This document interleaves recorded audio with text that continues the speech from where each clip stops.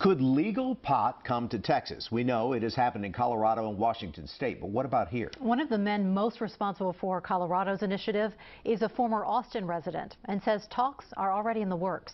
All new at 6, KVUE political reporter Mark Wiggins is live from our Capitol Bureau. Mark? Well, Terry, Tyler, after the last election, more states are having real conversations. Of course, folks in Austin have always been outspoken. On the streets of Austin, you'll hear plenty of arguments in support of legal pot. I think that it's a natural herb. It can be helpful for relaxing people, helpful with chronic pain. It can be taxed.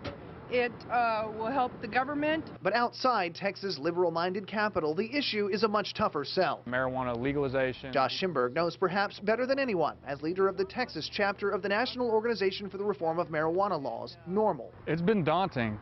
For sure, and it's a steep uphill battle. Schimberg says shockwaves from the decriminalization initiatives in Colorado and Washington State are reaching Texas and beyond. On a worldwide stage, we've already seen leaders from Latin American countries discussing this. On a Texas stage, what it does is increase the conversations that we have going on within the state. Regulated sales benefit our communities. The Colorado effort was spurred along by $2.3 million in ads on TV and radio, paid for by the Washington-based Marijuana Policy Project, led by Executive Director and former Austin resident Rob Kampia. All of these efforts start as losing efforts, and then they eventually win. Kampia's efforts have now turned in part to Texas and a Republican legislature which has repeatedly shot down bills to ease restrictions on marijuana. Politicians are more afraid of the marijuana issue than voters are when they're voting on it in private. But Kampia says he's already met with at least one GOP state lawmaker who's expressed interest, perhaps a sign of changing attitudes. He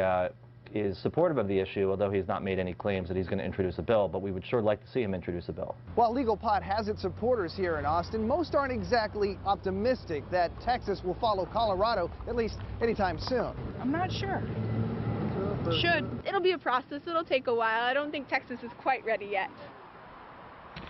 Now, this year, the Texas Democratic Party endorsed marijuana decriminalization as part of its party platform. So, where do you stand? Share your comments on our Facebook page, The KVUE Insider. Live at the Capitol, Mark Wiggins, KVUE News. All right, we'll be watching. Mark, thank you.